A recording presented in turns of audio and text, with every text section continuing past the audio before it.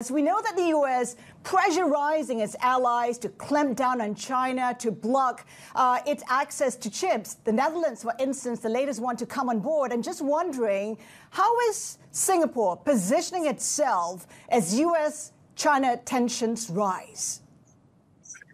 Well, the U.S.-China relationship is one of the most consequential bilateral relationship that will have serious consequences for the rest of the world. And Singapore, as you know, have always wanted to do business with both China and U.S. So it is in our interest to ensure that we continue to uphold this multilateral, open, rules-based trading system that have benefited all of us for many decades, and we will continue to benefit us if we are able to maintain this collaborative environment and a stable and secure environment for our businesses to seize the opportunities and continue to grow. And therefore, it is in Singapore's interest and the interest of the rest of the world to ensure that US and China will have a stable and secure relationship, as well as a constructive one. So but Minister, how are you positioning? How are you positioning, Minister? Are you having to tweak, pivot your economic strategy?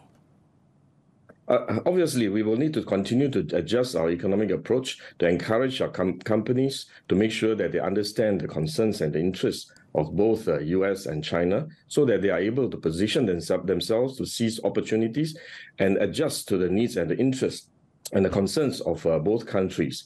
And we will also do our best to facilitate dialogue and engagement between US and China through our businesses, through our officials, so that we can foster a collaborative relationship. And indeed, there are many areas that I think will require cooperation globally, such as climate change. I think all of us have to do our part and find ways to work together so that we can all achieve our climate change goals.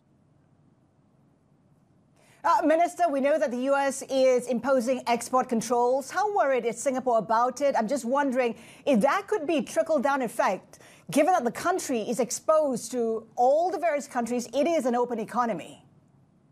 Yes, indeed. I think all of us are concerned and watching this development very closely.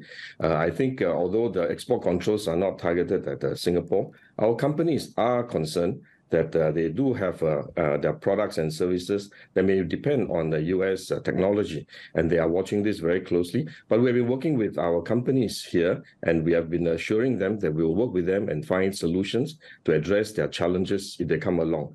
And it's going to probably expand beyond just chips, because they are also looking at the biotechnology as well as other technology that may be of implication. Minister, the other big concern for the world is the Fed and the tightening it is embarking on. Some are saying that terminal rate could get to 6%, which is a game changer. In your view, how is that shaping your assessment of whether we could see a soft or a hard landing? Where is the U.S. economy headed?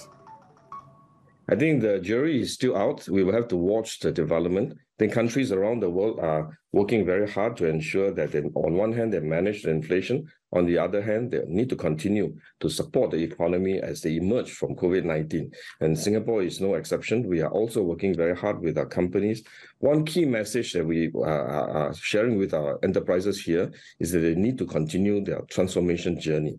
They need to move from a lower productivity activities to higher productivity and higher value add activities. This way, they will then be able to manage the cost increases, at the same time continue to grow their businesses. What new risks do you see emerging from the Fed being so aggressive? Might you have to rethink perhaps even your GDP targets? We are watching very carefully, and therefore we continue to adjust our GDP projection, because we need to take into account not just Singapore's environment, but global environment, because Singapore is a business hub.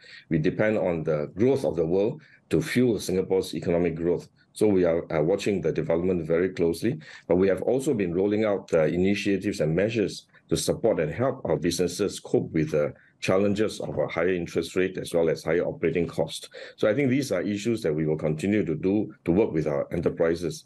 And the way we handle the COVID-19 pandemic over the last 3 years have also illustrated how the government is working with businesses to cope with the various challenges, including supply chain constraints imposed by COVID-19. And therefore, I think our businesses are quite confident that they will be able to work with the government in tackling emerging challenges.